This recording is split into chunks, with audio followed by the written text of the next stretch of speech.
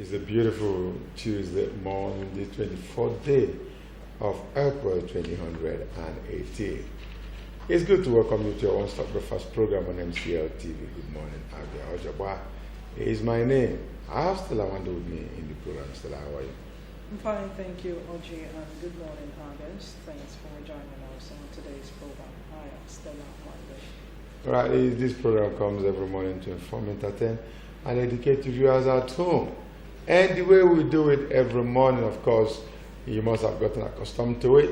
It was a marvel, and I'm sure every one of you out there looks forward to this very part of the program, the was a marvel. You know, it comes to, change the way we look at life.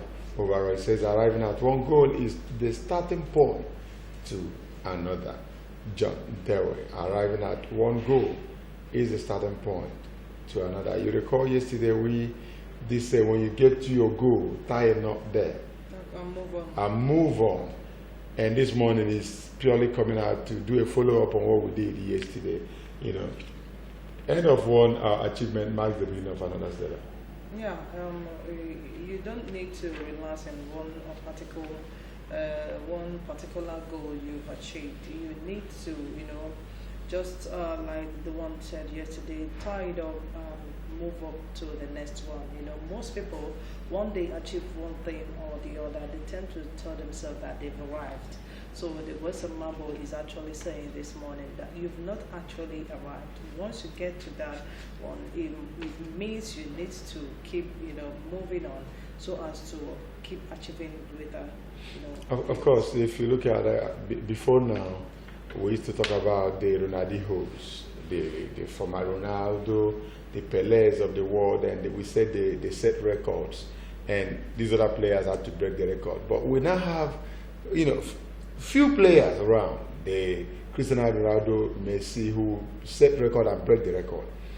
They after setting record, break their own record, and you continue to set record. You talk about the Carl Lewis of this world that were so good in long jump and 100 and 200 meters. Talk about Usain Bolt, who is a specialist in breaking records, even his own record. Sports is about life, and so sometimes you look at it from the point that there is need for you to aim higher. Every achievement sets out road for another achievement or to another great achievement. So every day always have before you great heights, great expectations. Breaking one marks the beginning of another one. All right, thank you. I hope you've gotten that and you'll be able to move with it for the day, and at the end of the day you'll be a happy person. Stella Wanda will take us on the news from here. And coming to the news, the presidency on Sunday explained the frustration of many Nigerians towards the government of President Muhammadu Buhari. Senior Special Assistant on Media and Publicity, Malagaba Shehu, in an article titled Buhari's 2019 Bid and Matters Arising, said that all Progressive Congress APC government came into power with high expectations from Nigerians that it could make a difference within a short period of time. Gaba said because of the huge expectations of many Nigerians, President Muhammadu Buhari has become a victim of the tyranny of expectations, with many of them being unrealistic. The presidential spokesman lamented the nature of opposition in the country, which he noted goes beyond fault-finding without providing innovative ideas of how things could be improved upon. Gaba explained that despite the frustration of citizens, Buhari has indicated his interest to seek another term in office. The media head insisted that President Buhari will not allow the country to derail to where it was before the emergence of his government.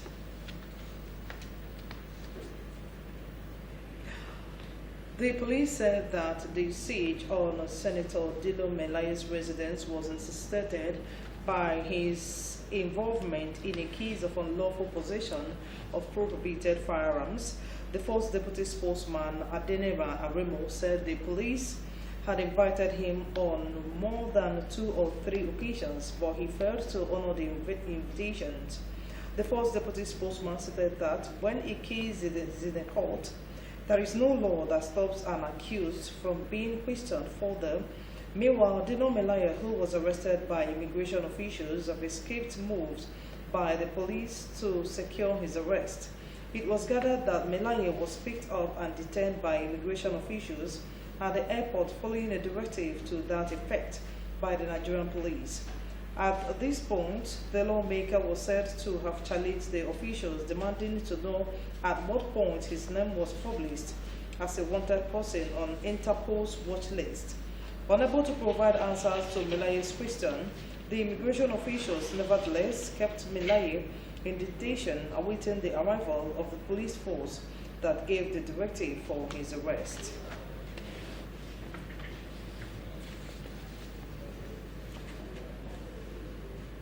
Public schools in Abia State that were expected to resume yesterday failed to do so. Our correspondents visited some public schools to monitor the situation. The report.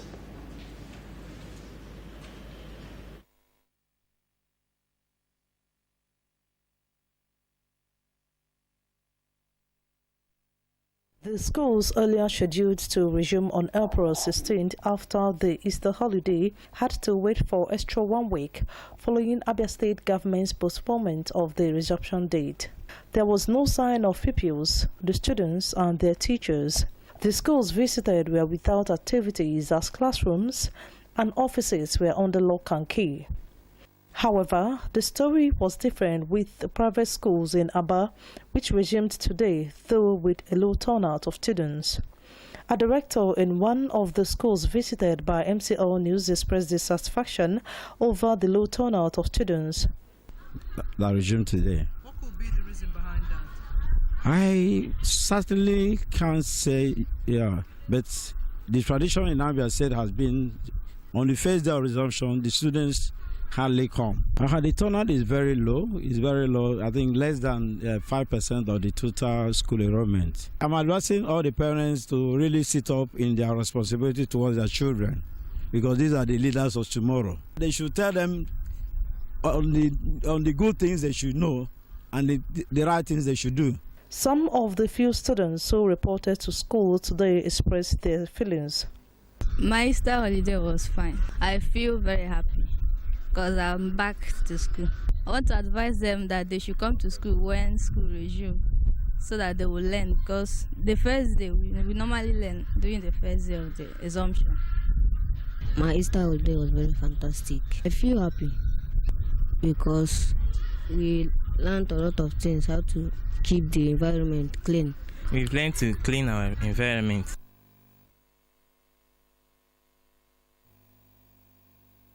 How to keep the environment clean.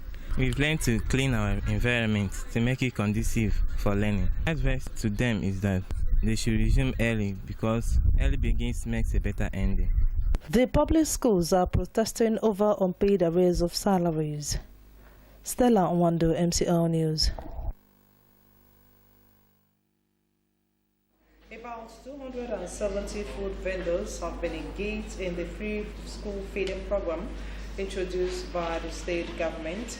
The program is being carried out in collaboration with the federal government. Abia State Governor Dr. Kezibazo reviewed this recently in Omaya. The report. The federal government introduced the homegrown school feeding program in 2016 to collaborate with interested and prepared states in order to provide free school meals for pupils in primary schools. The meals are to be prepared with food procured from local smallholder farmers to strengthen communities across the country. It is also expected to feed pupils from primary 1 to 3. The essence of the program is to increase school enrollment and completion, improve child nutrition and health, and strengthen local agricultural economies by providing a school feeding market in which farmers can sell their produce. 14 states across the country have been covered under the school feeding program, including Abia. Others are Anambra, Enugu, Oyo, Osun, Ogun, Ebonyi, Zamfara, Delta, Benue, Plateau, Bauchi, Taraba, and Kaduna. On February 27, 2018, the Abia State government flagged off the second phase of the program to cover pupils from primary 4 to 6. This government, Bazo said, was aimed at ensuring that every child is well fed for proper articulation and all-round training in government-owned schools. Speaking recently in Omaha, Governor Okezie Ikpeazu revealed that the extension has led to the empowerment of over 270 food vendors across the state. The program, he explained, has increased primary school enrollment. And that has translated in the reversal of school enrollment from the private schools back to public schools, to the extent that we had about 415,000 pupils in 2015, and today we have 340,000 pupils. The Vice President, Professor Yemi Osibajo, also commended Abia State government for partnering with the federal government to ensure the success of the program. He said Abia is the only state in Nigeria that has not only performed well with the program, but has extended it to all pupils in government-owned primary schools. The Vice President described it as a welcome development, while commending Abia State for its active collaboration with the federal government. The federal government is feeding classes 1 to 3, and the state government has taken on the responsibility of feeding classes 4 to 6. This is a very commendable way, and this is exactly how we designed the program, so that the state and the federal government can cooperate in feeding our children and cooperate in all of the other social and investment programs. The homegrown school feeding program is also geared towards the creation of employment opportunities with jobs in catering, processing, farming, among others. Laura Okafor, MCL News.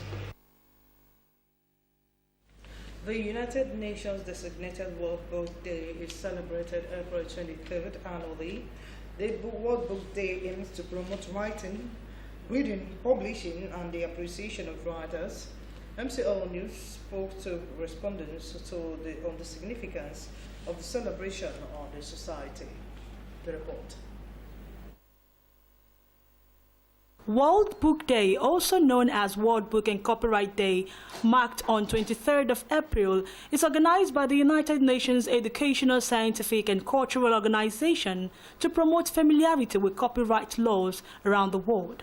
The first World Book Day was held in 1995 at the behest of the UNESCO General Conference in Paris. April 23rd represents a prominent date in the history of world literature, being the day that literary icons like William Shakespeare, Inca Garcilaso de la Vega, and Miguel Cervantes all died. Despite the importance of books and reading, it is appalling to know that despite the ease provided by technology to books, youths do not take advantage of this opportunity. Many people are being given a scholarship to read, even to go to abroad and read, to read up to any level of their choice. But these days, we don't have most of those things. It's as a result of intellectual laziness. You see, and again, the encroachment of this thing, social media, into the world has made it a little impossible for people to read.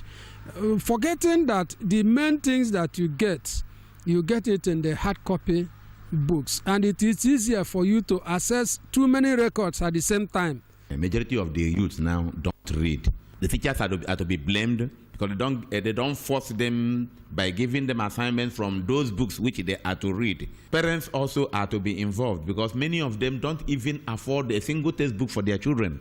So the students the same cannot read. You see, parents do not provide for them, and those that are provided with cannot read. So almost everybody is involved. The young ones no longer have the motivation.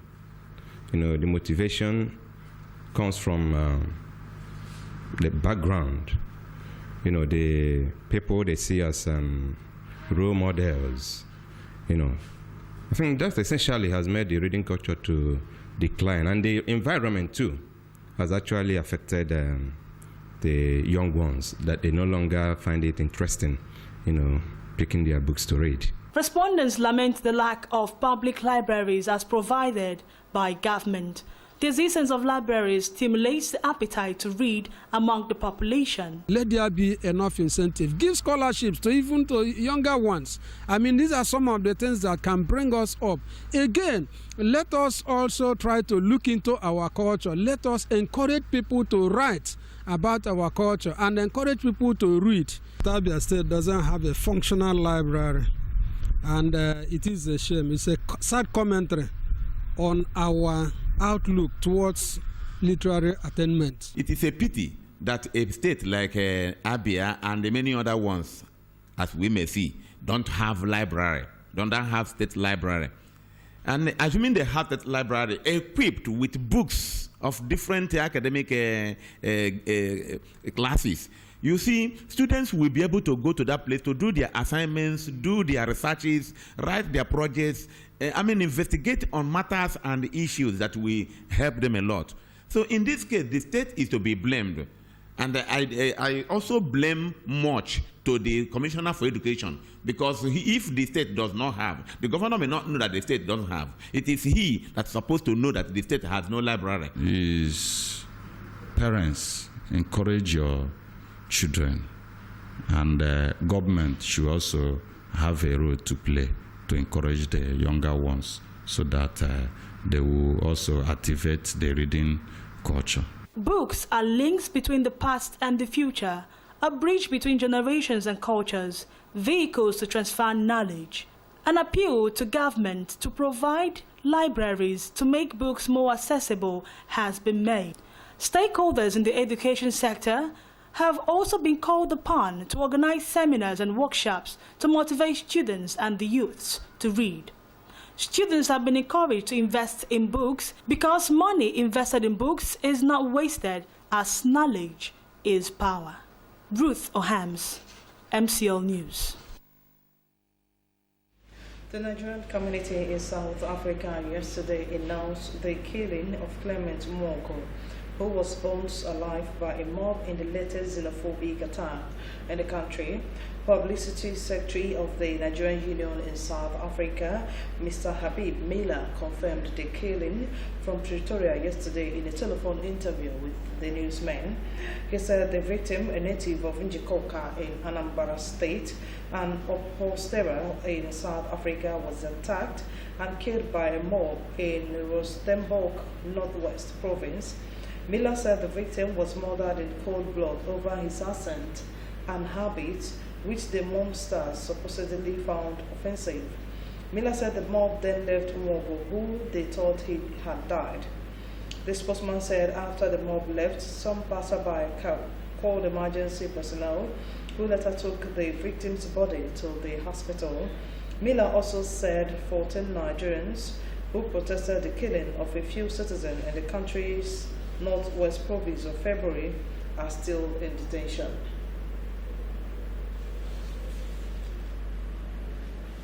With that, our story will come to the news segment of Good Morning Abia.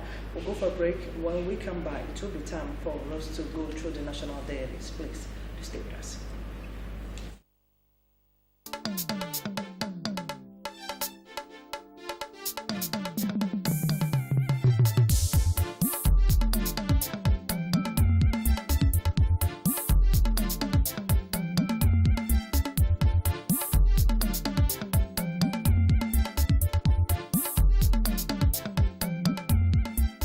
Good Morning Abia, your one-stop breakfast show on TV.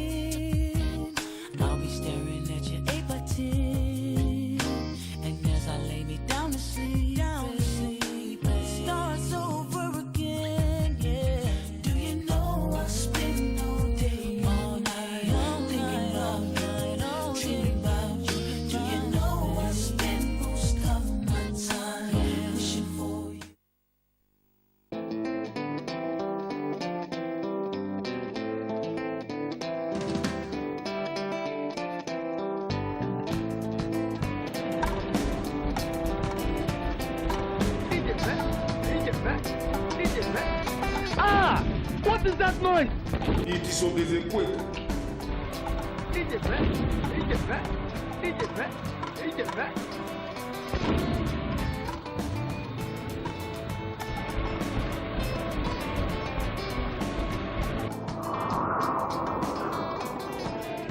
What did they happen? Yeah, now they're gonna go so.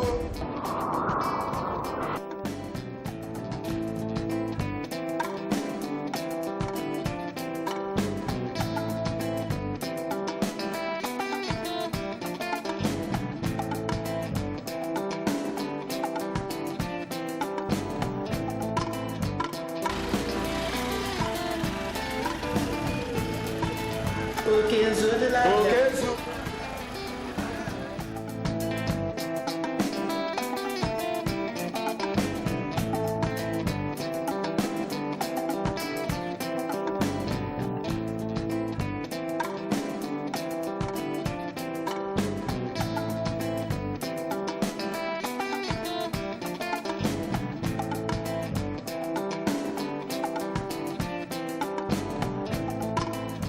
Time to rebuild Abia. I urge you to set aside our differences so that together we can join hands and build the Abia of our dreams. Remember that my word is my bond.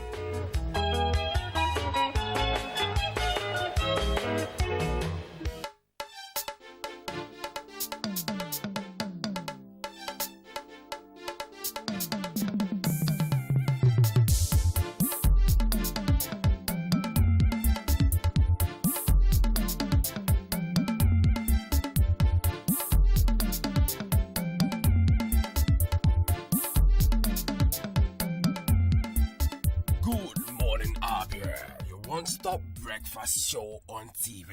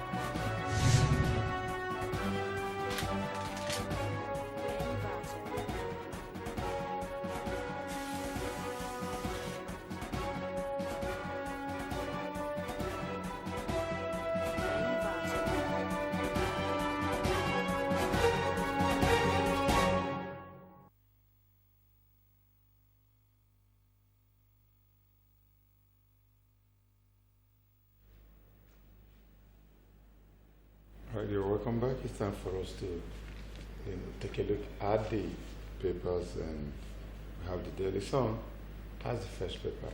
Hold APC responsible for bloodshed in Nigeria. Wike group endorses governor for second term. Stories on page 11. Oshomole versus Eyegun, APC in fresh crisis. Controversy throughout South meeting after Oshomole's endorsement. 4 zonal chairman Washington's of decision alleged ambush. It's on page 11. You still find the story. IPOB to Buhari don't run in 2019. I have the story on page 10. The DSS police lay siege to Melaye's Abuja home. Senators on solidarity visit turn back. Others react. The story is on page 6. Luther's list. Secondus gets the restraining order against Lai Mohammed. That story is on page 12. And EFCC detains Senator Nwoboshi.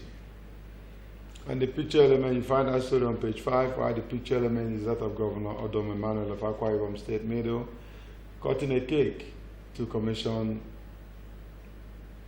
160 MVA, 130, 33 kVA power transformer with three number 33 kV feeder at Afai Ube in Uyo.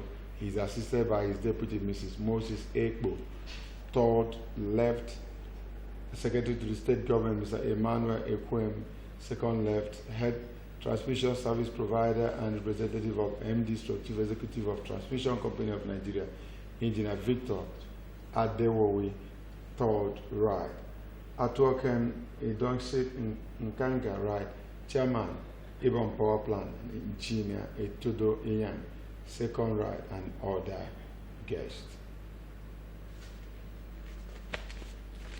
All right, the back page of the Daily Sun this morning, we meet Ray Ekbo. Buhari's unguarded tongue is on page 47. And on page 5, we have NFF seals Ego sponsorship deal with TVX. That's Post News. All right, going down, we see Levi Obijofor on Insights. A president's gaffe. A president gaffe, the beat goes on. And there you have the face of the president. And moving down, you will meet Citizen Joe just by the corner there. Citizen Joe says, Lagos unveils Ganifa remains statue at Ojota as the news. And High Chief says, God bless the senior advocate of the masses. All right, that is it for the Daily Sun. All right, I'm coming to the Vanguard newspaper this morning. At the top left of Vanguard newspaper, sad stories of women living with HIV. Our marriages suffer because of our status. It's found on page 41 of the Vanguard newspaper. SS crude income hits $65.4 million daily. Go to page 22 and get the details of that on Vanguard. Now the major headline there says, South African police look on as mob burns Nigerian. Mob throws victim. Attacks set him on fire in Rustenburg.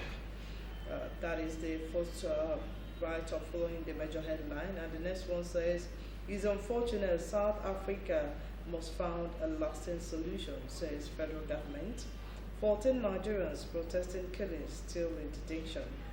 Go to page 44 and get the details of that story. Moving down, and of course, the picture element for Buhari left Senator Ita Inang, SSA, to the President on National Assembly Matters. Mustafa Habib, National Chairman. Senator Abu Ibrahim, Board of Trustees Chairman. National Committee for Buhari Support Group, NCBSG. Chief Clement Ebri and His Highness Hanaps Sarah Ibe, South Zonal Coordinator, NCBSG, during the official opening of SCBSG office in Uyo, Akwa Ibom State yesterday. Now, a closer to the picture element is the picture element of late Clement Mugu, the Nigerian that was burnt alive in South Africa. Now, APC convention, Oyegun to recontest as group endorses of Shomole. Go to pages 9 and 13 and get the details of that on Vanguard. Moving down, Naira Watch, it says Naira down to 360.54 Naira to a dollar in I&E window.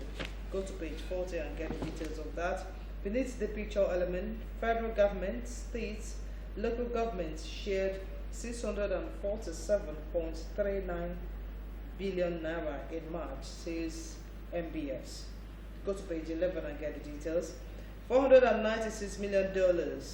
At-risk senators head for showdown with President Buhari is found on page 5 of Vanguard newspaper. Looters list. Court restrains Lai Mohammed and federal government from further publication of Secondus name. It's found on page 13 of the Vanguard newspaper. Now we'll move straight to the back page of Vanguard. It's all sports, and I'll start with the first one at the top there. FA Cup is Manchester United versus Chelsea, not Conte versus Mourinho, says Conte. Now Messi overtakes Ronaldo on footballers' rich list. Champions League, Salah expects good welcome from Roma friends. Okay, and of course, the next one, Asaba 2018 AAC Civic Stadium ready for test run July 18. NFF Electoral Committee says the ball rolling for September polls. That's the one closer to the picture element of Omaju Paynik. And that is it with the Vanguard newspaper this morning. All right, as usual, the last but not the least is the New Telegraph. Of a robbery, 5 bankers sacked, police officers quizzed. All right, of a robbery. Okay, now the other stories you'll find on the inside pages of this very paper. APC PDP rake in 181.5 million naira from Ekiti governorship aspirants. Stories on page 4. On page 5, court restrains federal government from listing secondaries in Luther's list. Page 4 has Lagos bans conversion of residential buildings to churches and mosques. On page 9, how Air Force police personnel robbed Magu's farm. And going down, we meet APC National Convention. South leaders dump Oyegun, endorse Oshomole. State chairman, we were ambushed. Oyegun Amechi Sean meeting. APC chair, convention will be fair. Governor Saraki Tambawa won't dump APC. All right, the picture element is that of from left to right, Group Managing Director, CEO, United Bank for Africa, UBA PLC, Mr.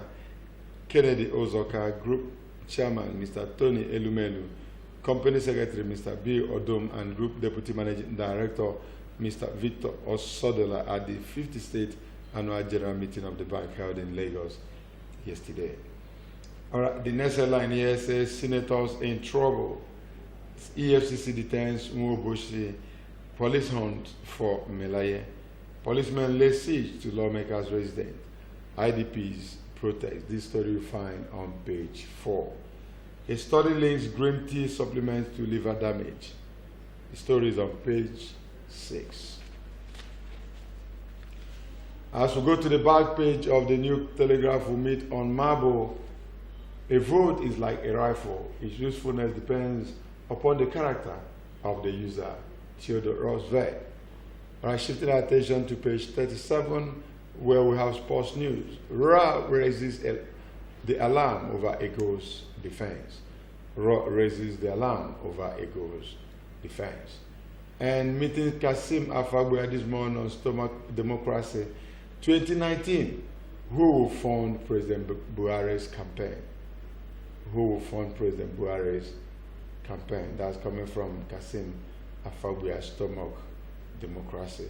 And we have the faces of Buhari here and Amechi.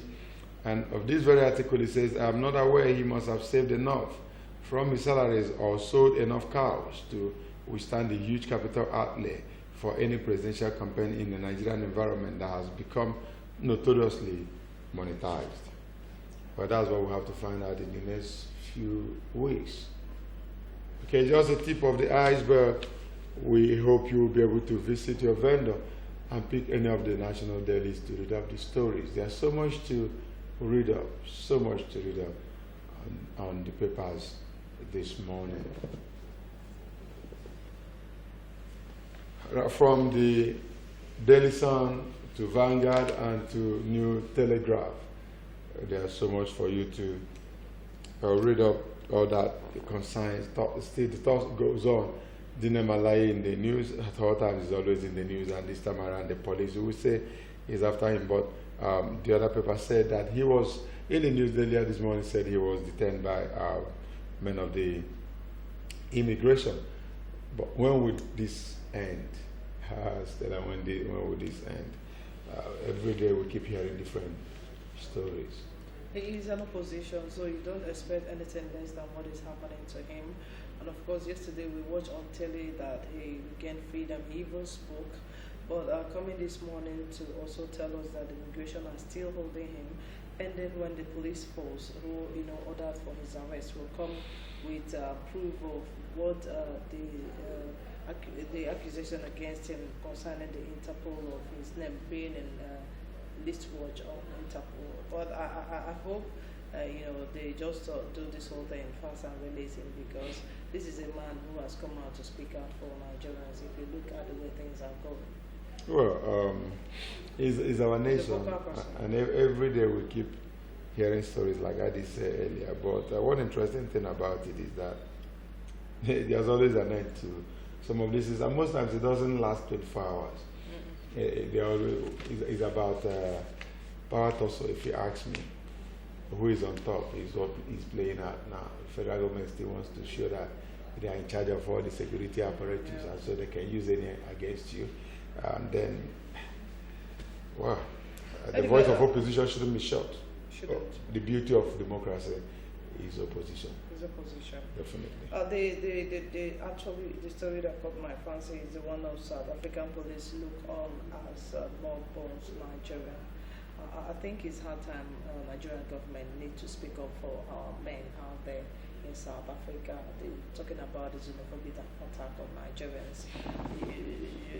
Look at an innocent, That's a lazy Nigerian youth in South Africa who doesn't see anything to do.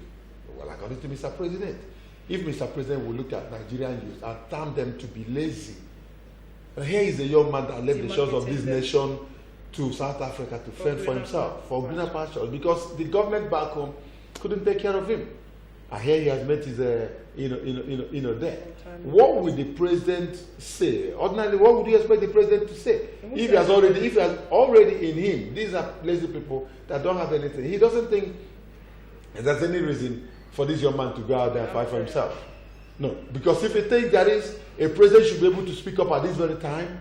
When the attack was so much, the president never came out one day to condemn it. In fact, the president should come out in single terms to condemn it, be able to speak up as the leader of the nation, and be able to condemn it. When you come out, to speak against things like this, other nations will have to have regard for the citizens. When the Foreign Affairs is not doing anything about it, when the Nigerian embassy in South Africa is not doing anything about it, so what do you expect Nigerians out there to do?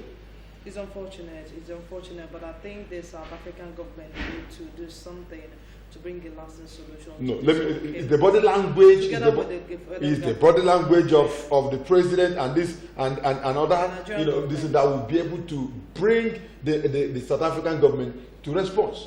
Now, you don't expect to touch an American citizen that way in any country of the world. In fact, if to a point that should it even be in some of these countries that they don't have a good relationship, China, North Korea, they will still move things, press buttons to ensure that they get back their citizens. But here we're being killed left, right, center, and nobody's doing anything about it.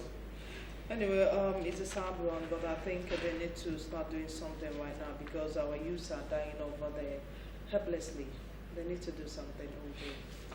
Well, this is where we'll be leaving the papers this morning, which also completes our news bulletin. We hope you'll be able to pick any of the national dailies and read up these stories yourself. We'll be right back after this break. Don't go away.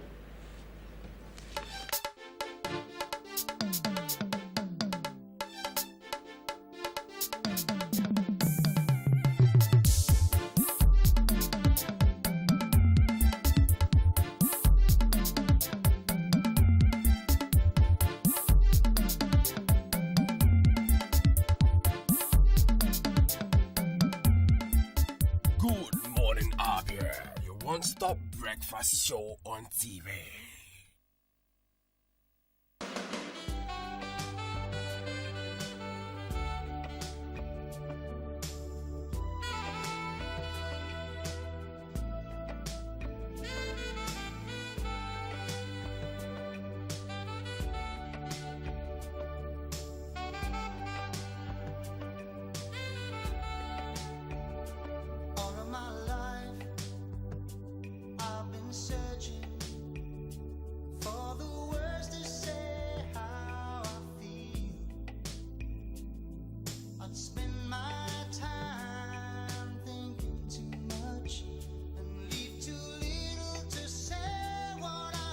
For inquiries and booking, contact Address Hotel and Suites at number 18 Upper Road, Obo Hill, Abba. Telephone 081 000 00895 or 081 000 00896. Address the pride of hospitality and tourism.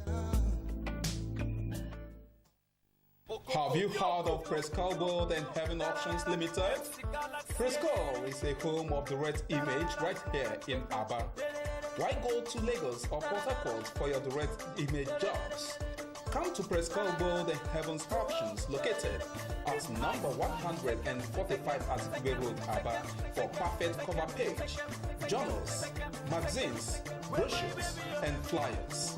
We also offer printing services in digital flex and billboard, window graphics, posters, stickers, heat transfers, ID cards, complimentary cards, monogram, and car branding. Heaven Options offer you entertainment services like event management, ambulance services with well-dignified undertakers. We can also boast of 3 months ordinary program in computer training, 6 months certificate in computer training, and 1 year advanced certificate in computer training. Why not visit Prescal and experience that quality jobs?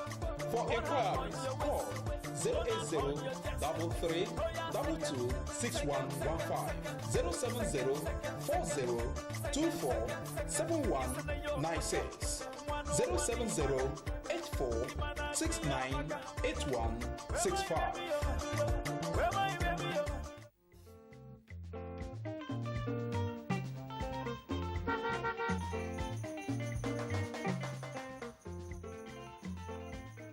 Do not deface Abia State with posters.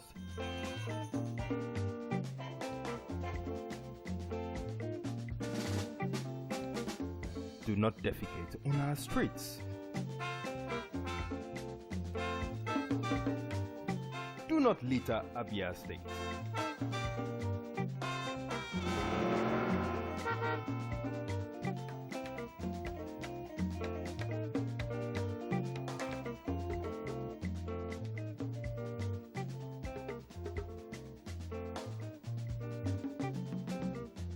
My brothers, I say wetin man go do for this world where people no go talk. If you chop, Do not urinate in public places. you no chop, dem go talk. Wetin make we do for this world? I say make we dey do the things wey we carry for heart. Na so world want am. Abi no be so? Keep Abia State clean. This message is brought to you by MCL TV.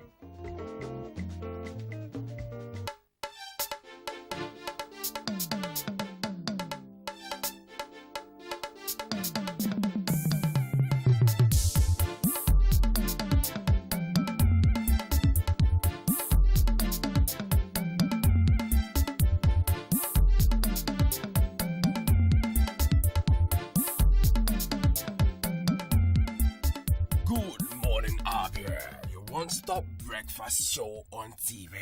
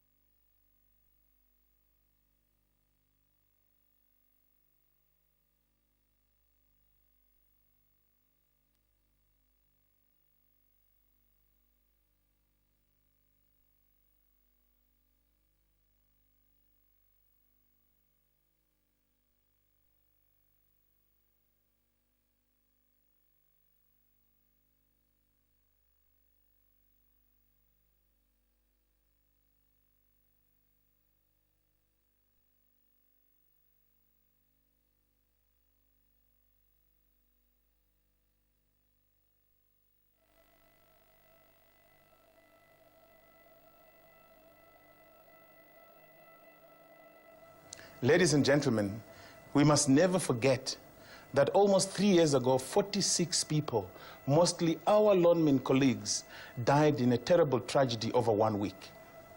But we at Lawnmen have already moved a long way to build a more open, transparent, and mutually trustworthy environment.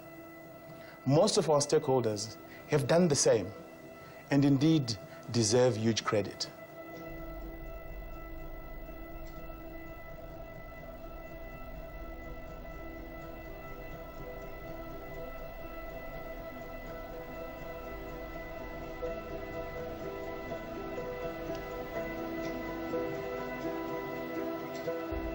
With our stakeholders, with our investors, with government, that mining companies come up with strategies to ensure we can benefit from the boom when it finally comes.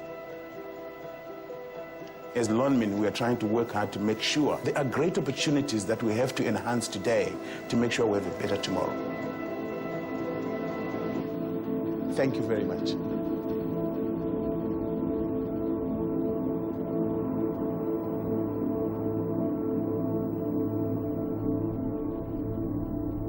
Marikana is a place of contrast, and that was before the massacre.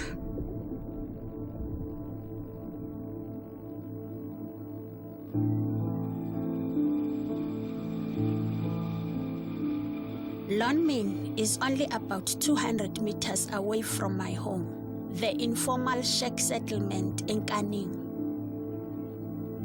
Kaning kuthetha ukuzithathela umhlaba ngenkani. Asinambane, kodwa 200 meters away, Lonmin's lights shine all night. The land of milk and honey is just one of dust and iron.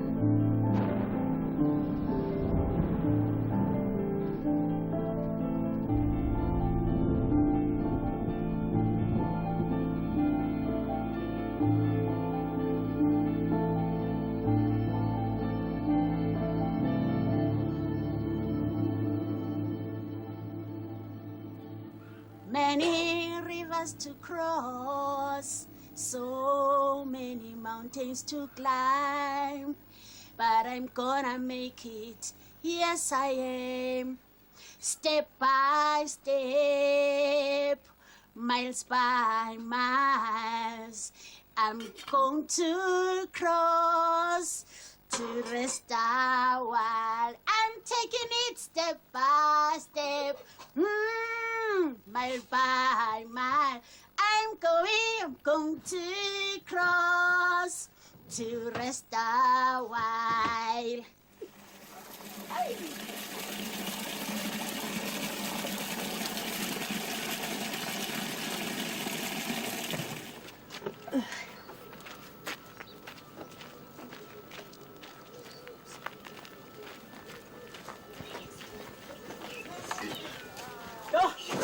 Alinzima.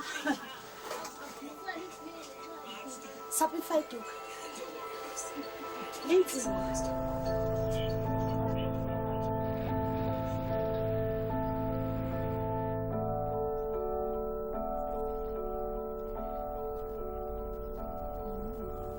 Makhulu team lo apha kusesikolweni sam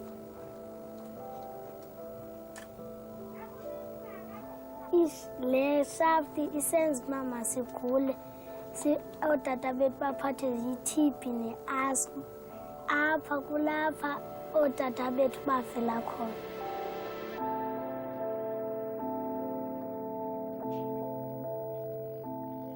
On the 16th of August 2012, our men went on strike from rock drilling underground at Lonmin Platinum Mine to fight for a living wage of 12,500.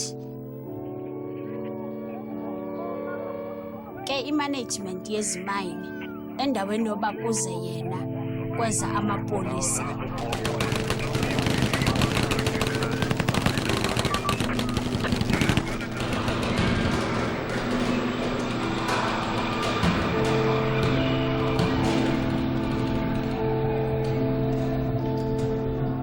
Ndathatha isigqibo uba ndenze ikomishini ezawuphanda le nto ifumaneke inyani.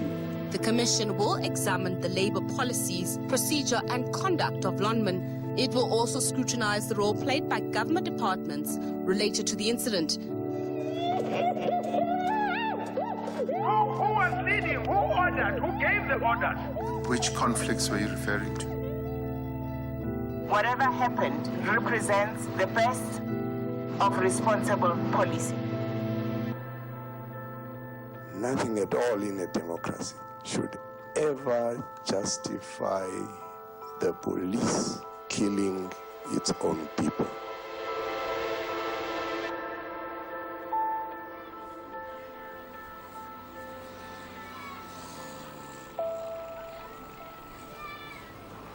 Tonight, people have died. How do you feel about that? Because there's violence from the mine workers, there's violence from the police.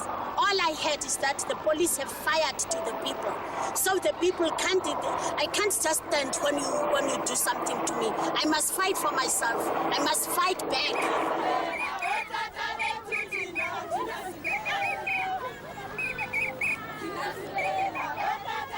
My name is Primrose Sonti. Can you spell Sonti? S-O-N-T-I. Thank you. Primrose, can you tell me how long have you stayed here in Marikana at Lonmin? Woo! I'm sure it's over 17 years, if I'm not mistaken. It's a long, long time. What do you think is going to happen now to make a change here? You know what we need? We need government now. We need the government now to solve this problem.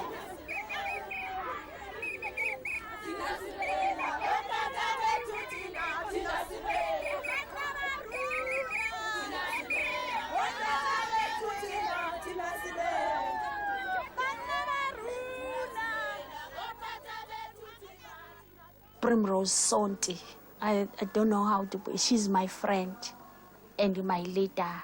I learned from her. She made me strong. After the Marikana massacre, the police were always surrounding this community, kicking the doors, spreading the tear gases, you see. Mrs. Namsaka, please don't cry. Don't cry. The name is Primrose Sonti. And what's your name? My name is Paulina Masul. I was with my friend Paulina Masul. A hippo came to us straight. I just turned my body, look that side, and then take my hood, close my head, fold my arms, waiting for the bullet, because it was already started to shoot, waiting for the bullet, just like this. And then it shoot, and pass. When I turned, Paulina says, "Ish, they shoot me, Primrose." When I looked to her, the blood was starting.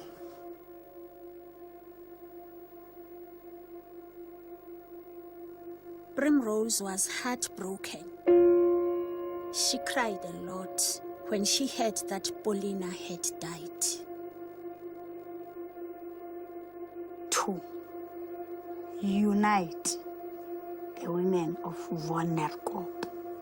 We decided to form the organization Sekhala Sonke. Sekhala Sonke, we're crying together. I'm crying, you are crying, the mine workers are crying, the women, the whole country, we are crying. So we are crying together.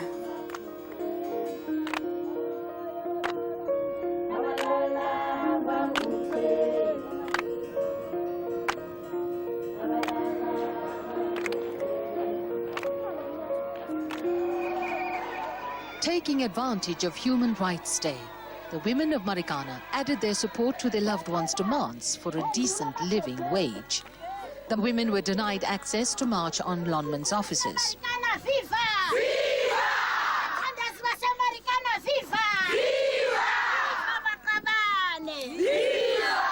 Namhlanje mama uphumelele. Namhlanje mama indlala iphelile.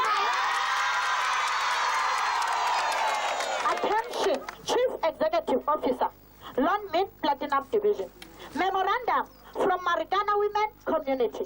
Asifuni nje iphinde ibe khona into eyenzeka eNtabeni ngo-2012. Singomama baseMarikana. We say enough is enough. No more blood. Lempina-ke lo ngizoyithatha le memorandum izoya ezandleni zabaphathi bekhampani. Ngiyaqinisekisa futhi mina kwelami egama ukuthi memorandum yethu izowabona emehlo amakhulu ngoba njengoba ngisuka lapha nje ngisa kuba abakhulu bazoyibona ngamehlo abo. Kodwa kumqashi soloko ekhuselekile engafuni uba makabonwe. Asizuyeke uthetha. Kude kulunge izinto sithathe iplatinum ngezandla iyotyiwa ngabantu abaseLondon abangazange bayisebenze noyisebenza sisetyenzwa sithi sitsho kuwe lo nini.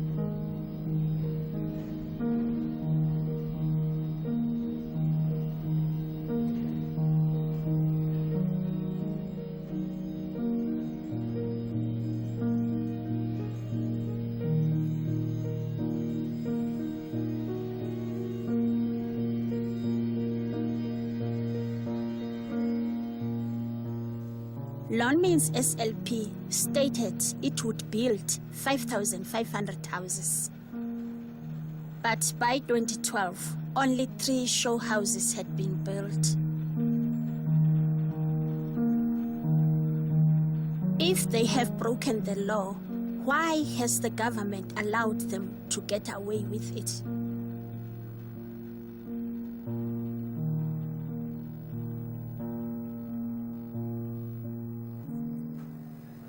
The Freedom Charter of the ANC says the people shall govern, the people shall share in the country's wealth, and there will be security and safety. But all those things are not divided the people of South Africa. At that time, there was no political party called the Economic Freedom Fighters. There was only the ANC. But expelled ANC Youth League leader Julius Malema was good to the people of Marikana.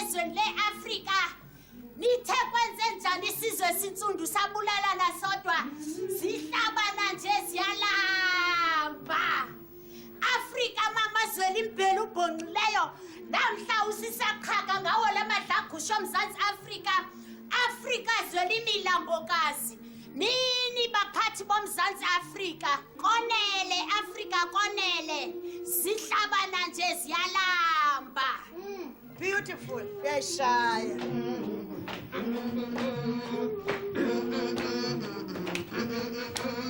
Sisakhala ke thina apha eVundi. Sisakhala kakhulu. Andiyoyiki bani. Ngoba safelwa ngabantwana bethu, ngabantakwethu, ngamadoda wethu. Namhlanje abahlolokazi, abafazi uthiwa ngabahlolokazi, kanti othiwa ngamakhosikazi ekuqaleni. Thina sasinda ngokuzibalekela abanye bazizixhebo babaleka badutshuma. Abanye imikhukhu yabo igqojosiwe, abanye barhaxiswa ngama-tear gas. Sasingaphathanga zikhali thina, kodwa sachaphazaleka. Zuma was treated as if thina asingobahlali base-South Africa apha eMarikana. Ngoba uyenzile into enzileyo, wawugqiba akakwazanga ubuya azocela uxolo okanye sothule laa tata uZuma makehle esitulweni size siyifumane inkululeko eyalwelwa nguMandela. And then apha eMarikana apha eVonelkop kule ndawo yayenzeke intlekele. There's no any changing. Watch out, bakabhasopha usikhala sonke usendleleni. Tshintsha mzala. Tshintsha. Kunini siqhathwa. Tshintsha mzala. Ziphi izindlu. Tshintsha mzala. Ziphi indlela. Tshintsha mzala. Oh, mama. Mama Marikana.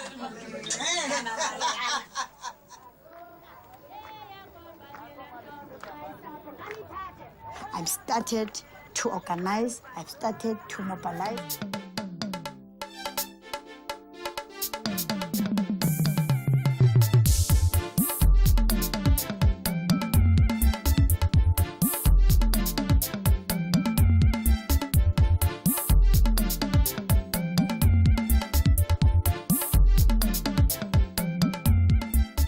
Good morning, Abia. Your one-stop breakfast show on TV.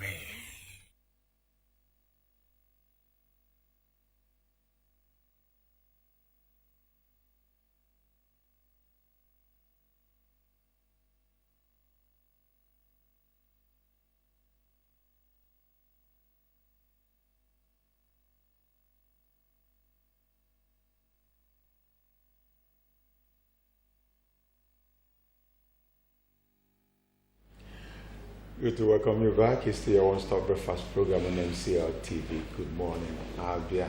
It's our discussion segment this morning. We're going to be looking at this nation as we have it right now. I'm sure you'll be asking yourself, where are we? Every day we keep hearing different stories. During the newspaper review, we did see how a young Nigerian was mobbed in South Africa while the police there watched, and that certainly act was carried out. We heard how the Nigerian police have been going after Melaye. We also heard that the immigration officer had to detain Melaye at the airport, waiting the arrival of the Nigerian police that gave instruction for the arrest of this young man. Last week we saw how the drama played out at the National Assembly, where the mess was carted away at the floor of the Senate by what you call angry mobs, and the security outfit there watched, and nobody up to now have told us what happened. It has been a blame game. PDP blaming APC, APC blaming PDP, and the blame goes on and on. We also saw last week how Mr. President did say in a broadcast in Britain that Nigerian youths are lazy. About 60% of Nigerian youths are lazy, wanting to stay at home and be given free housing and all the rest of them. Well, this nation, you agree with me, is turning out great things on a daily basis. And so this morning we're going to be taking a look at the state of this great nation. Already in the studio with me is a legal practitioner, Barrister Collins O'Neill. It's good to have you, sir, with us here in the studio this morning. Good morning, Abians. Thank you, moderator. While we wait for the other guests to arrive, I want you to begin to look at Nigeria as we have it today. Every day, things keeps unfolding. There seems to be no roadmap for growth of this very nation. Rather, we keep going backwards on a daily basis. Just yesterday, the governor of Bayelsa State, Saraki Disin, did come out to say that Nigeria is becoming a failed state, and there are indices to that very fact. But let's begin with Melaye. Now, you're a legal practitioner. I want to start with you because they said the problem we also have in this nation is the judiciary. That judiciary have not assisted the growth of this nation, that they keep taking us backwards by the way they either delay judgment or implement judgment. How will you look at the case of Delay, who was arrested and released? Why are we playing politics with everything about us? Well, when you look at the legality surrounding the whole saga, you now discover that you now begin to ask whether the federal government actually knows what the law is. I'll give you an instance. You see, for you to investigate a situation where they are alleging false statements under this circumstance is the shadow. What about the substance, which is the actual allegation? He is saying that his home was attacked. Even the hillocks, they have about 200 bullets. Sustained about 200 bullets. Police have not done anything about that. Was his life not actually threatened? Severally. So why is the police not looking at the substance of the matter? You were in your house, hoodlums came, and you narrowly escaped death. And the indices are there. The bullets are everywhere. The damages they caused in your house are all there. Nobody's talking about that. So, you see, we leave the substance. Okay, let me read something for you. Section 25 of the evidence of the criminal code. Look at what it has to say. Assuming we are to say that Melai actually committed the offense. Look at what the law is saying. A person who does or omit to do an act under an honest but reasonable, but mistaken belief in the existence of the state of a thing is not criminally responsible for the act. I don't know if you are getting me. He said a person who does or omit to do an act under an honest and reasonable but mistaken belief in the existence of a state of things cannot be said to be criminally liable. So what are we saying? Didn't the incident happen? So the mere fact that he said he's suspecting, even in a normal whatever, if you go to police to report that there is an incident in your house, some robbers came, the first thing they will tell you, who are you suspecting? Definitely. So by the time that you tell them who they are, they go and investigate. You see, the moment the police can ascertain that there was a true existence of that situation, that alone is exonerating from criminal responsibility. But they do not want to do that. I don't know if you are getting me. So that's why at times I wonder if the Attorney General and the people, the law officers of the state, have actually averted their mind to these sections of the law. This is a mistake of fact, not of law. Mistake of fact. When a person omits under an honest but unreasonable but mistaken. So far, the situation actually took place. It becomes an honest and reasonable circumstance. But maybe mistaken identity of some persons. That's why we have what we call identification parade when suspects are arrested. All that is to ensure that the person you are to prosecute is the right person. So have they arrested him? Have they effected any arrest? Or are they saying what the situation is alleging never took place? I don't understand. So let us look at it. Okay. Before you issue a warrant of arrest or an order that somebody be arrested, just like the case of Melai at the airport, he was detained by men of immigration. Yes. Now waiting for the police to arrive. The police had already given order that this young man is now wanted. Yes. What will happen? To what extent would you have been persuaded? Because the police said, we've tried to bring this young man to the office severally, he wouldn't come. He's been invited severally, he wouldn't come. Now, what will make you now issue an order for his arrest wherever he's found? You see, if the police is alleging that he has been given invitation and he has refused to honor that invitation, they are not being sincere. Because a couple of times he has been in Kogi, he also has his police orderly. A couple of times he has been in Kogi, he was never touched. In fact, there was one time it was all over on social network that Melai that is being wanted by the police even came to the police command and all that. So they can't say he is wanted. You are talking about false statement. It's just 1 year imprisonment if it is proven. What you do is you serve with arraignment notice.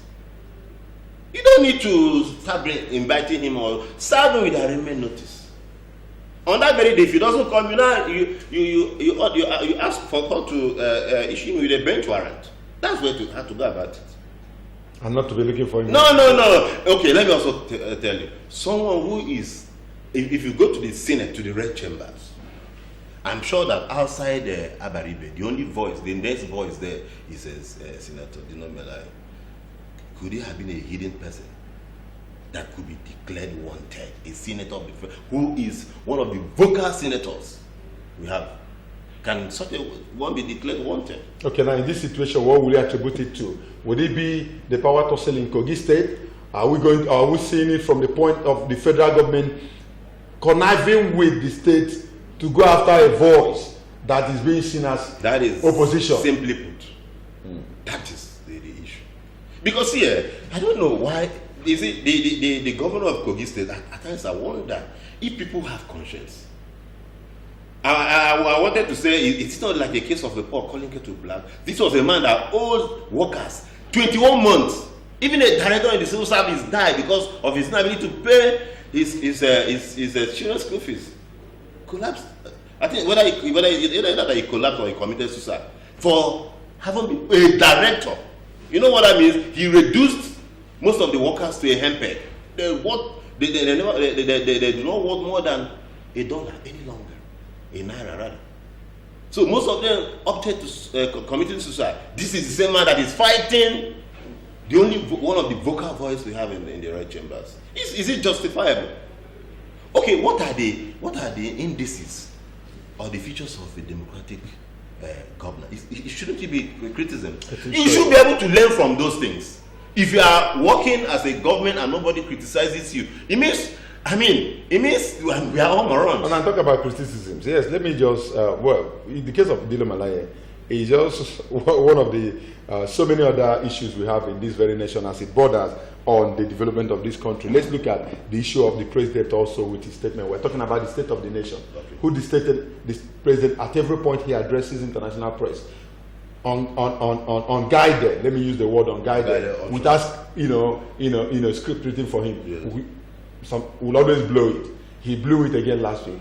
If you listen to the report of the address of Mr. President when he was asked a very simple question of how the system is developing, he had to tell the whole world that Nigeria, of about 180 million, population, has about 60% of that youth that are uneducated, lazy, staying at home, waiting for government to give them, free housing and all that goes with their infrastructure. Can you, picture this situation and see it as it has to do with developing a nation, moving a nation forward? As a president who carries everybody, the weight of the nation upon his shoulders, going outside to castigate his own, It is really disappointing that the president, who should be seen as the alter ego of our country, and those things that is, in most cases, why would this man be watching our dirty linens in the public? If actually there are dirty linens, these are the same youth that upon graduation they don't have a job. I have seen a graduate riding keke, okada, and all that. Would you say such persons are lazy? No. Do you know in the United States, the what they call DOE, every adult, every youth is entitled to that DOE before you secure a job. They pay them a certain amount of money, they call DOE, before they secure a job. So wouldn't that turn out to make them lazy? But if the president of America described the youth in America as lazy because of the DOE, will he be mistaken? Do they pay our Nigerian youth any form of allowance? Even when if you recall the days they used to pay a bursary, suddenly that was shut down. Yes. Now because they felt the government was spending so much, and here students are busy, graduating and coming out to face the labor market, and the president is still saying they are lazy. No, there is an aberration. You see, I don't think he is in the right sense of his mind to have said so, because he knows that the number of graduates that our universities chunk up every year do not have where to be employed. No, you said he wasn't in his right element when he said that. Yeah. If you're to feel that the president wasn't in his right element when he said it, remember, it was just a few days he announced his readiness to, to contest again in 2019. Yes. He now took off for that very visit. He should be the happiest person, having announced to his people before traveling that he's going to come back. And the only way he could also announce to the international community, he's facing, a crowd of 60% of the young people at home who are lazy, who are at home waiting for him to provide housing. So I'm trying to look at the reasonability of that assertion or that evaluation, because even the morons of all the morons know that Nigerians youth are, okay, it's not Nigerians youth that die in Libya, die in Sahara Desert. What are they trying to do? Are they trying to go there to do funfair? They are trying to, in search of what? Greener pastures. Some of them are graduates. There was this time it was rumored that, in fact, it was not even rumored, it was a clear something that happened, that medical doctors who are graduating now travel overseas. Because, where do you see them? If some of them are employed, the government owe them.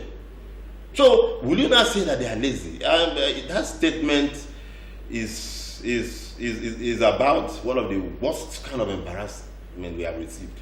And that's not the first time he has embarrassed us.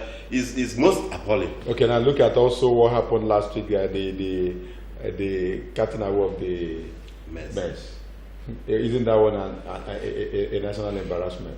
And they've tried to hide under a whole lot of pretense to tell Nigerians that either it was the opposition that tried doing that, and and it was the day the deputy senate president was presiding. Yes. Who happens to be the opposition party. Yes. These things played out. Now I want you to look at it just this very way. What do you think of it? You see, that's why I'm always very disappointed with Nigerians. We are not always fair with the truth. Why must we be economical with the truth? I keep saying, why must we? Are there no longer persons who can say the truth without fear of favor? Okay, I asked one question. The man who came and collected the mess beat all the security network. That's what people have. And even upon collecting, he was not chased. And up to date, he has not been arrested. They have not told us they have arrested the very man who came and carried the mess. So Nigeria is, in fact, saying that Nigeria is a failed state is even an understatement. I don't think there's a state that exists at this point, because these are the legislatures. At the point you are intimidating them, it's so terrible. I can't even explain it. So saying that Nigeria is a failed state, to me, is an understatement. It's a state that does not exist. Do you even think that somebody tried to stop the opposition from presiding? Because it was the Kekurimado, PDP, who was seated presiding, and suddenly this happened. Would you in any way think the APC government didn't really want anything opposition? Maybe that very day they might be able to cause a whole lot of upset. Yes, but I think he handled it with maturity and immediately ended the proceedings. Because if he had continued, there would have been serious issues. So the way he cleverly handled the situation by nipping the whole issues at the bud, stopping the proceedings immediately, was the best. Because the game plan was maybe to further impeach him. So what happened? Okay. Yeah, no, that was the game plan. How do you mean the game plan was to impeach him? I don't understand. At the floor of the house, if the mess is not there, there's no house, there's no authority, there's no symbol. The mess represents a symbol of authority. Of course, at that point you wouldn't continue. Yes, so there was nothing to continue with. Yes. All right, viewers, we've been joined by Barrister Seb Moses Obonna. You are welcome to the program, sir. Thank you very much. It's good to have you with us this morning. Before you came, we're actually looking at the state of the nation this morning, trying to bring everything in focus. Look from the issue at the floor of the House to the president's speech, also to Dile Malaye, who was quickly arrested and quickly released. All the rest of them, and police telling us this young man is wanted. Too many things that is happening in Nigeria at the same time. putting people in a state of confusion. How will you now look at this nation called Nigeria? Now, so you are one that is also vast in these areas. Of course, as you stepped in, you had us talking about what happened at the floor of the House last week, the cutting away of the men. And I asked this question: is it because it was opposition, presiding in the person of the deputy president of the Senate, Ike Ekweremadu, that made them do that? Or do you think it was power tussle within the Senate? Or was that somebody was after somebody, and then up till now nobody have come out to tell us what happened and who is responsible for that act? You see, thank you very much. The scenario unfolding now was predicted during the election that the man we're about asking to bring a change will actually bring the change. But when the change comes, it will leave a sore taste in the mouths of everybody. He cannot change his colors. You see, when I watch that footage of the events that took place in the House, Senate, you see that the story is the same story we hear when the Fulani headsmen slaughter a whole village. The kind story from the security. The kind of story you hear after a robbery event from the security that portrays that everything that happens in this country that is bad is planned with the security. That shows we are not secure. If you go to National Assembly, I've been at the National Assembly, you cannot cross that gate except the person, the senator or the member of House of Reps you have come to visit comes personally or sends his aide to come to the gate to clear you. Otherwise you won't pass. There's no way you can pass. They won't even call phone and the ticket is given to you. So an aide of yours will come to the gate, clear you from the portals, and then escort you to the office you want to go. So there's no way you can invade the National Assembly. Yeah. But these people invaded and still left. Hold your temperature. If you watch the footage, you see that the man that was being pardoned was in the front going. The people that claimed that came with him, the man that took the mace, came from behind. It wasn't that he was with the man. He approached from behind, up to the point the man got to the front of Ike Ekweremadu. He simply overtook him and snatched the mace without anybody attempting to stop him. Conspiracy. This man who was being pardoned, they remember the Senate and the APC as a party, the Buhari regime, and not, the relationship is not too cordial. When this man was suspended over what he said against Buhari, against the Senate over Buhari, he was suspended. And then he apologized. I don't think his apology, somebody somewhere wants to incriminate him, to use the man to cause a problem.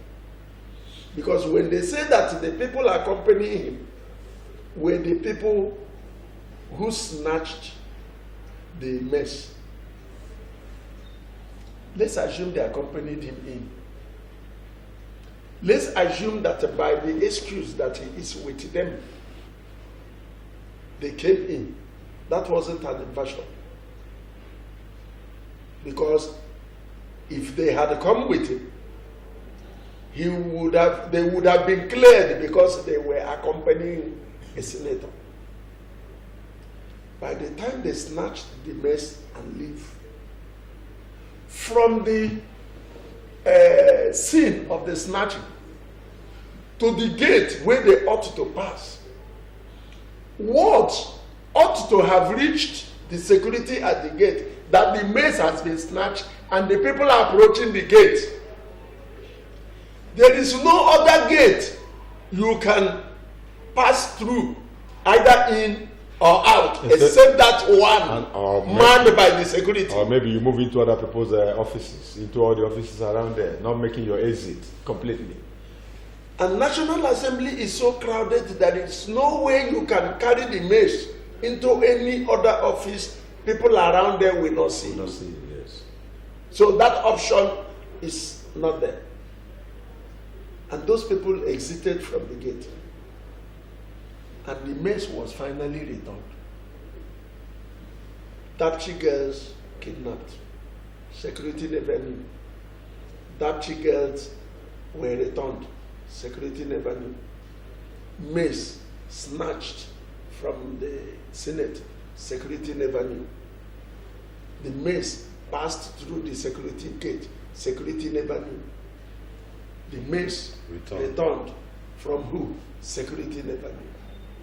The same story from a banana republic. It can only happen in a failed state. Failed state, I do not know. Now, when you talk about this first state, you just made this you mentioned this.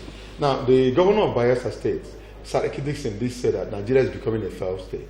Now, do you think that there are indices pointing to this very fact? From all that we've said, no doubt, yeah, one will begin to towards that angle. What is a failed state? But when you now look at all right, that I was going to ask that very question. Can you also give us the definition of a failed state? Failure means failure. And you don't one that cannot be reinforced. One that can, because all these people swore to an oath to uphold the sanctity of the Constitution. And when you cannot uphold the sanctity of the Constitution, you have failed. What is a state? A state is one constructed on the Constitution. It is the Constitution that is Nigeria. Not Nigeria that is the Constitution. Remove the Constitution, you won't have a country that is Nigeria. You have what we call anarchy. A first state is a state where there is lawlessness among the people who ought to uphold the tenets of the law. So when Sediaki says Nigeria is becoming a first state, becoming means it has not been. But there are indices that makes it possible to be. But I'm saying it is already a fair state. Because those indices that show signals of first state are here with us, being seen daily. Every day human beings are being killed. Do you know why people who are killed in South Africa does not make any meaning to us? It's because the people that are killed here, the leadership here loves killing. They slaughter human beings more than they love slaughtering animals. So killing one South African Nigerian in South Africa makes no meaning when you can bury 70 people on the same day and the president is being given an award. On the same day, 70 citizens are being buried, slaughtered by herdsmen. So Nigeria is right now a first state. The only thing they want to keep alive, the only thing the present regime keeps alive is by telling us there are looters they are chasing. Bringing the list of looters so that it will engage us in a debate, fruitless debate, set us on a voyage of discovery. And talking about looters, you just brought up another issue. Of course, something played out about 2 weeks ago. That's what we call fruitless voyage of discovery. Now, setting you on such a voyage, you can go in a palace. We call it Ozia Guzoto. Yes, Aaron Guzoto that is never exists and will not be seen anywhere. And your father can keep you busy for a whole day while you look for it and he goes on with what he's doing. Now, if that is actually the case, about 2 weeks ago, we did also handle it in this very studio where the federal government, in fact, it was the Minister of Finance then that has said that all the apparatus of this very present government, that the Buhari-led administration doesn't know anything about $322 million Abacha loot that was returned to this country by the Swiss government. And the ambassador went to the highest estate to prove that that money had been returned to Nigeria since last year. Since last year. And they never accounted for. Are they unaccounted for? And the minister did come out to deny that.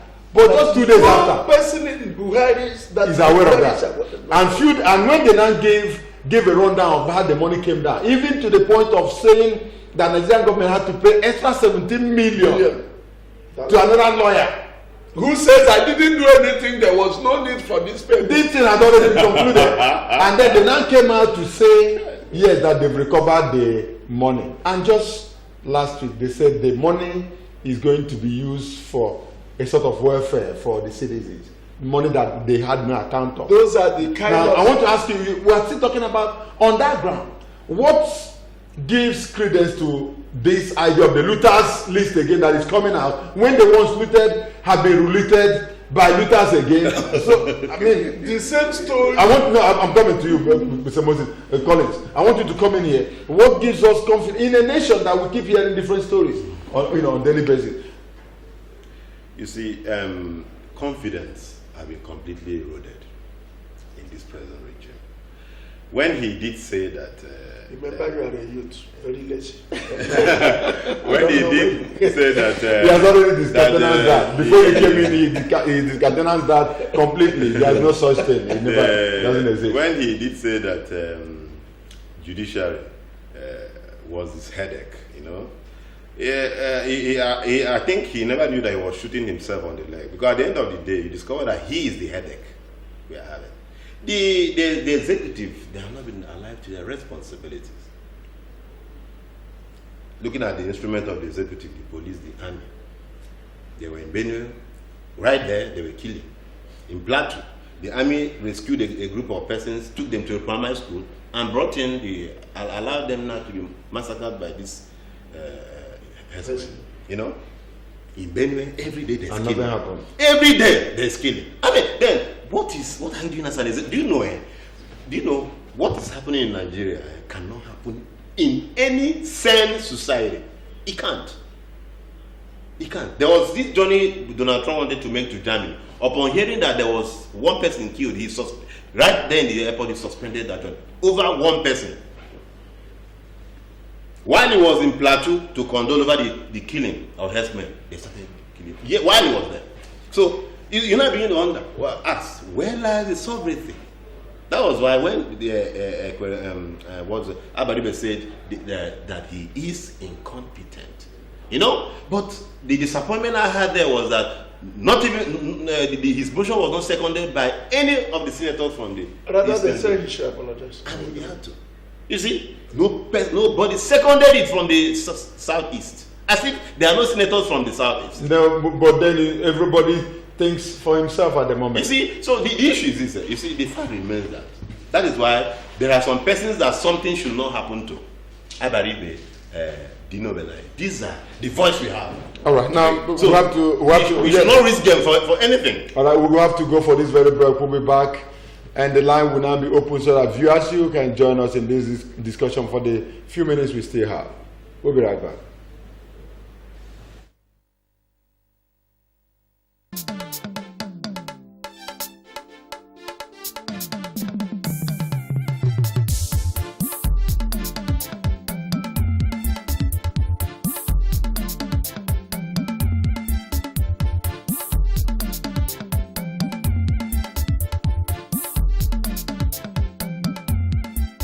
Goodmorning, Abia, your one-stop breakfast show on TV.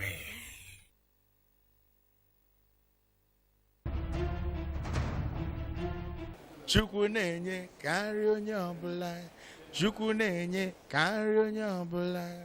Ọ na-enye ka ndị ọrụ bekee na-eri ikpege n'ọnwa n'ọnwa.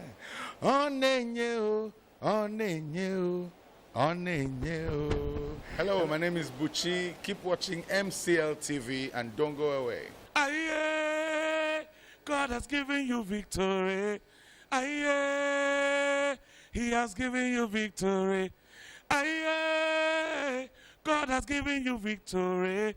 Aye, He has given you victory. What's up, people? It's your boy E-Ben, ministering to God's children, and you're watching MCL TV. Don't touch that dive. Peace. I love you.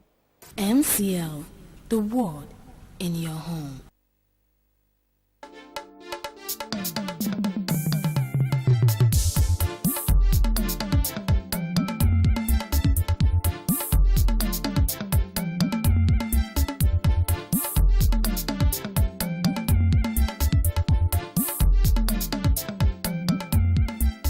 Good morning, Abia. Your one-stop breakfast show on TV.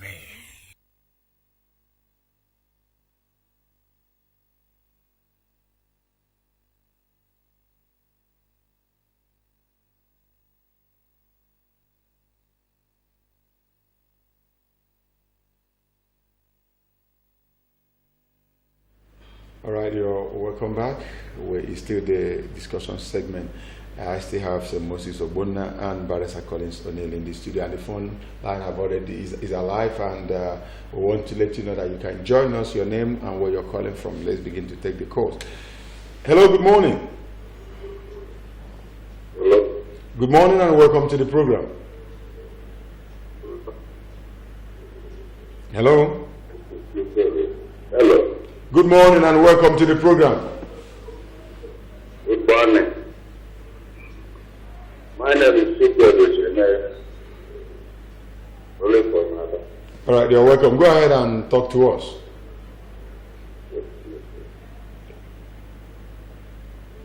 We are listening, please.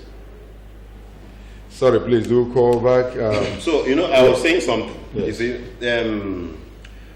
if you look at the spite of killing, okay, with impunity, and it's not been addressed. Okay, even with impunity, you are telling the people not to defend themselves, that they should keep their hands on what they say. And be killed. What kind of agenda does this government have? What kind of agenda? Even when it is explicit in the law that you have the right to self-defense, since the state cannot protect you, but by the law it is written that if you pay your tax, that the state in turn owes you protection. And okay, if you look at all these persons slaughtered in Benue and all, most of them are local farmers who do not have any political relevance. We saw a situation where someone, a pregnant woman, was slaughtered with the unborn child, was also slaughtered. You begin to look at those things that even Satan will even frown at the level of wickedness. I'm telling you, because he will say, I never perpetrated this kind of wickedness. A situation where an unborn child is slaughtered with the mother. All right, hello, good morning. Good morning. Welcome to the program.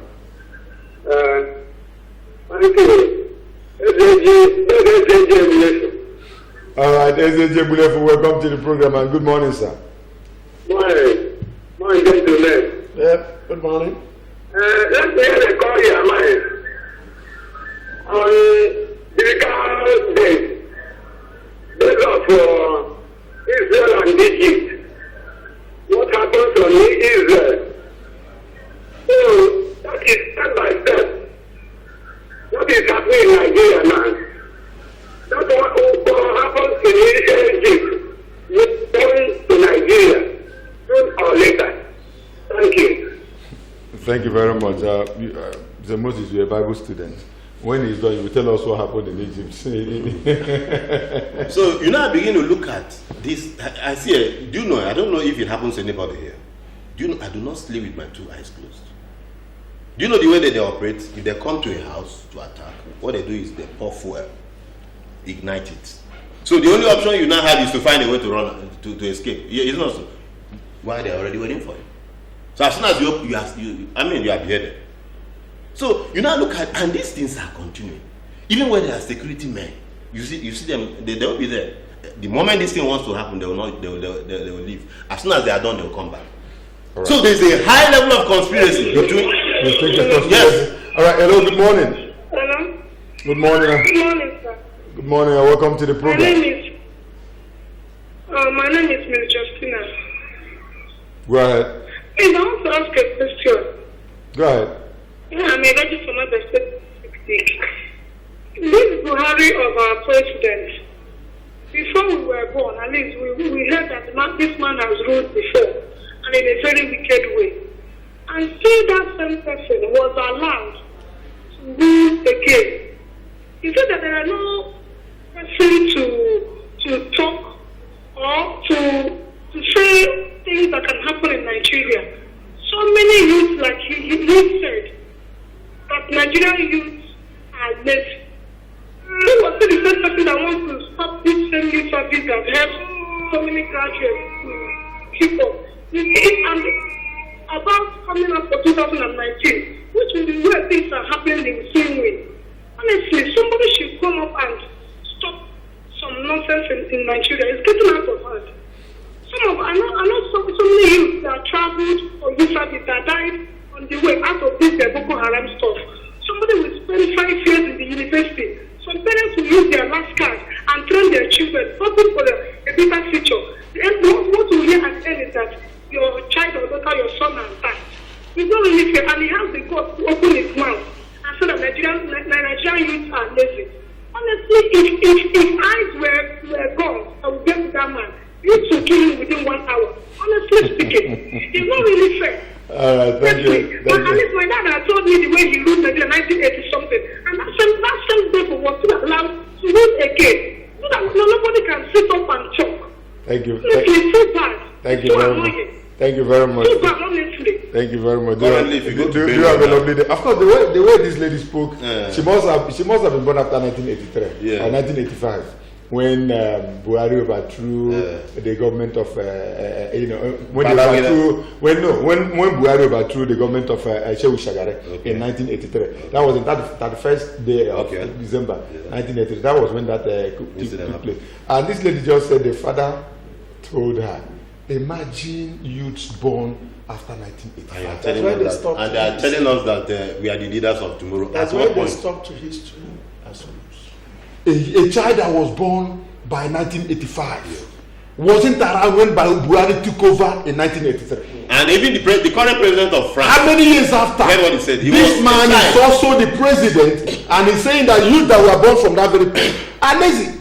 What were you able to put in place to motivate you see, when I read. Let's take this call. Then you will summarize it. Hello, good morning.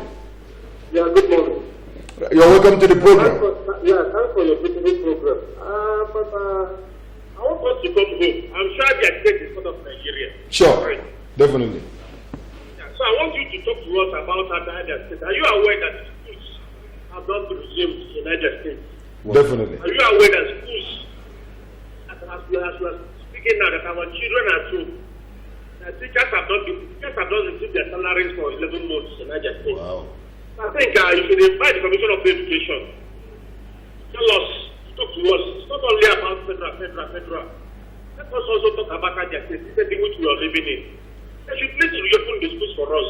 I think can bring the Commissioner for Education. All right. Tell us why the schools in Abia State closed till today.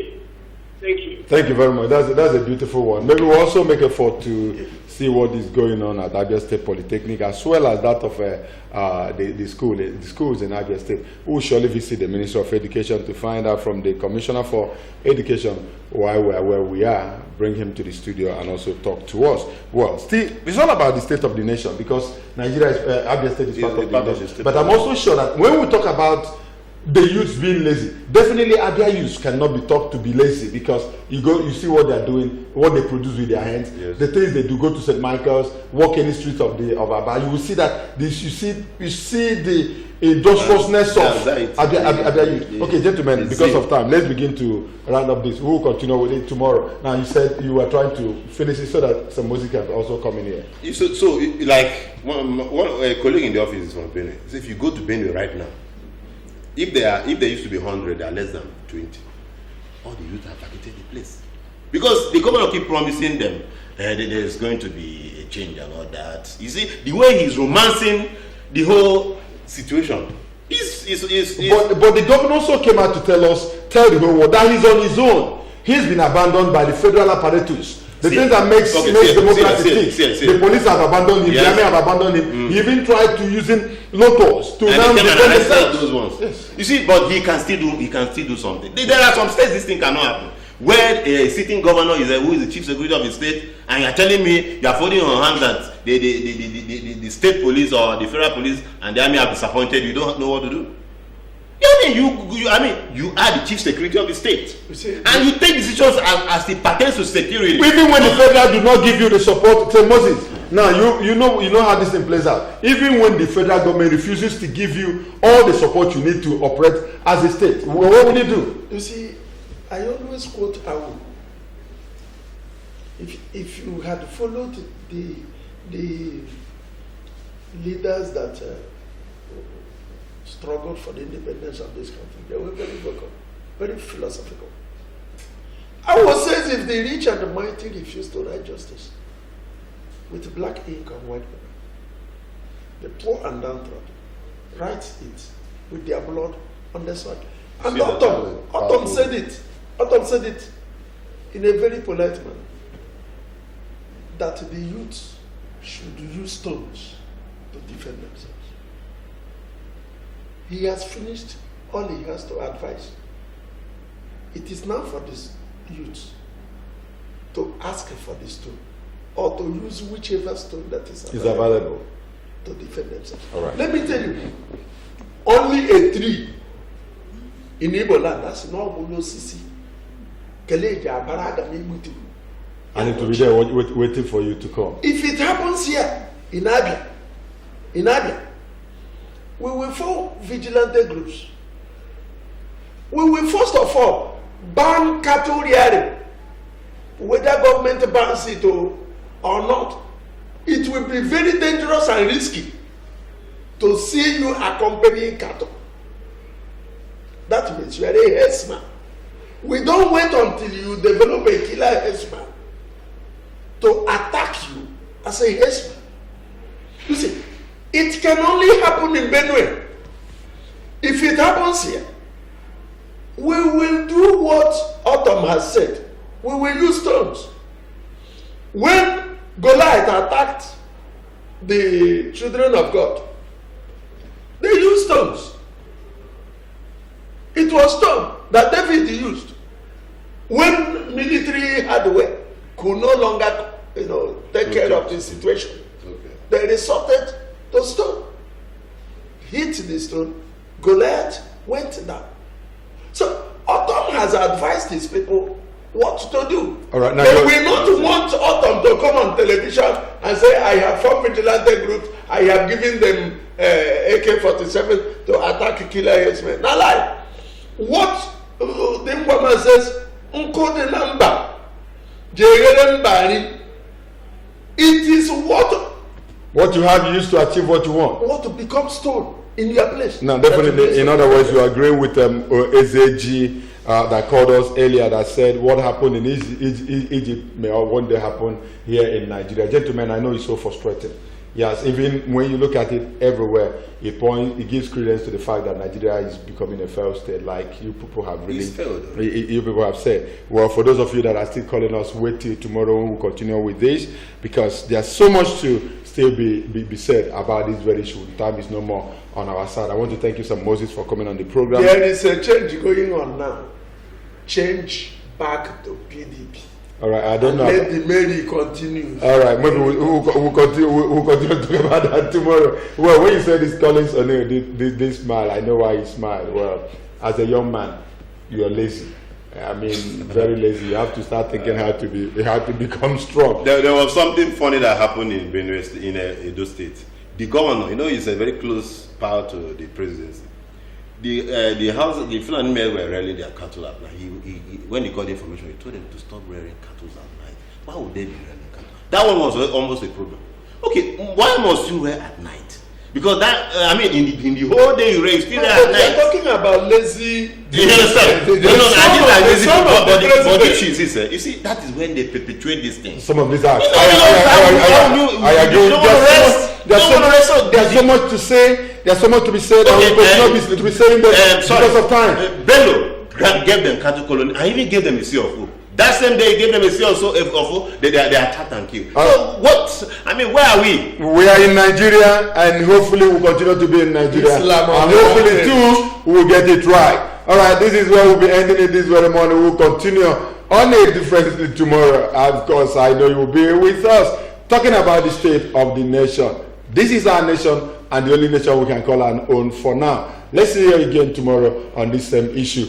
We'll go for a break. When we come back, get on Gabriel, we'll be on to sports. Stay with us.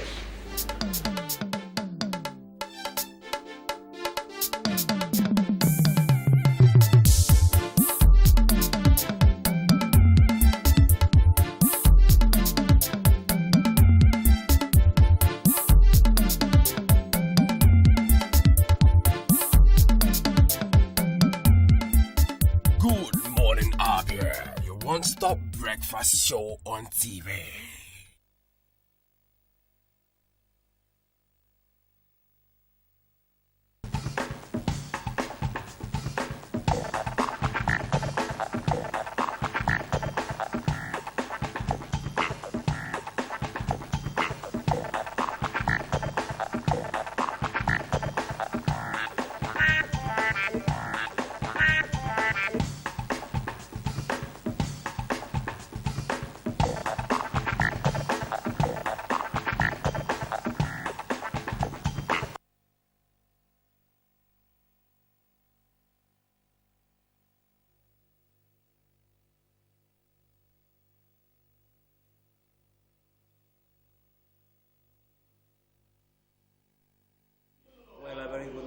Sport fans, and of course welcome to today's edition of your favorite program, Good Morning Abia. Well, this is where we'll be bringing you up to speed what is happening out there in that part of the world where there are no dumb moment, and if the word of the coach of the Super Eagles is anything to go by, then Nigerian fans will have the opportunity of seeing Atletico de Madrid come to play at the Abia International Stadium. The NFF President Amaju Melvin Pinnick will be seeking a second term in office. Will he receive the blessing of the majority of football stakeholders in Nigeria?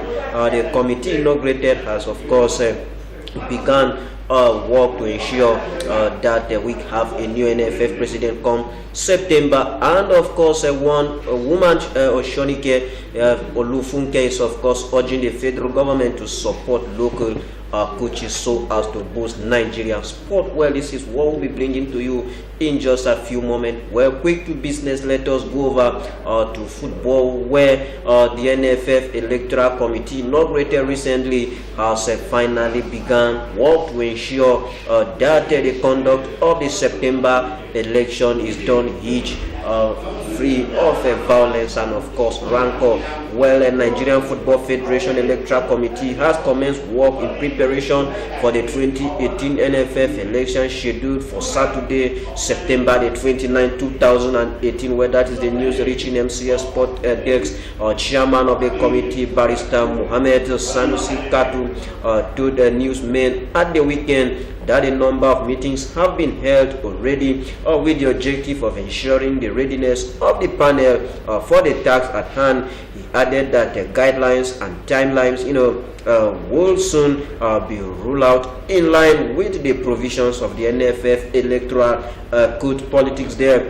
Katud heads the electoral body that also has Mr. Sami Salau. We also have Barrister SCA Umeha. We also have Barrister Olusola Oke, and of course not forgetting Mohammed Manzo as members. Why the NFF General Secretary, of course, you know that man, his name is Mohammed Sanusi. He is the secretary. Why we have standby members, we have Honorable Isang, and of course Barrister Mohammed Aliyu Sambo. These are the men that have been inaugurated to look into to ensure that the election slated for September the 29th is conducted free of rancor. Away from that one, we go over to the Super Eagles, where Super Eagles manager, the Franco-German man, of course, you know that man, Kenneth Rowe, have stated that the Super Eagles might be facing La Liga giant, that is talking about Atletico de Madrid, on May the 21st, where the news is that Super Eagles technical advisor Kenneth Rowe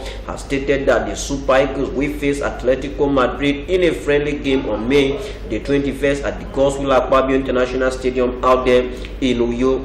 The German tactician revealed to newsmen on Monday Night Football that Chan Eagles or selected home-based players will be used to prosecute the match, as he ruled out the possibility of using Eagles big stars for the game. He also said the team will use the game to thank the state government under Governor Udom Emmanuel as well as the good people of Uyo for their support to the Super Eagles during the World Cup campaign. Don't forget that the Eagles played their World Cup qualifiers, the home matches, all of them were played at the Gospel Abia International Stadium. They never lost any games. So Roy is saying that they will be bringing the men of Diego Simeone to say thank you to the governor of Akwa Ibom and of course the good people of Akwa Ibom State. We're away from that one now. We go over to FIFA, where we've been told that the FIFA is set to meet over a decision to add 2 more competitions to their already busy calendar, where the news is that Football World Governing Body FIFA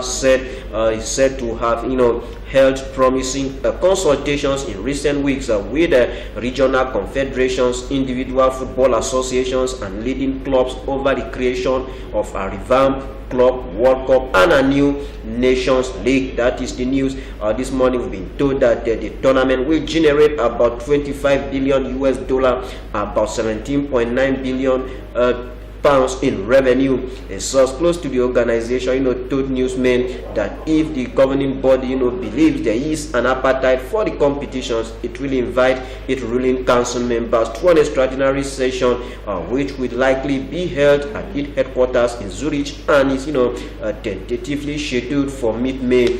Europe's elite clubs have recently called for fewer matches, a mandatory rest period for players and the alignment of a confederation tournament, but FIFA officials are confident their proposal meet those demand and have held positive talks with top side in the days ahead. Don't forget that the FIFA will be having a congress out there in Russia just before the commencement of the World Cup in May. Well, before we go, let me also take you to another sport here that is talking about table tennis, where Nigerian sensation that is talking about the Olufunke Oshinaike is making a case for local coaches, where the news is that 6-time Olympian Olufunke Oshinaike has canvassed support for Nigerian coaches to update their knowledge across all sport. That is according to that woman. She also urged corporate bodies to identify with table tennis, considering the laurels the sport has won for Nigeria in major competitions across the globe. Also, the Oshunike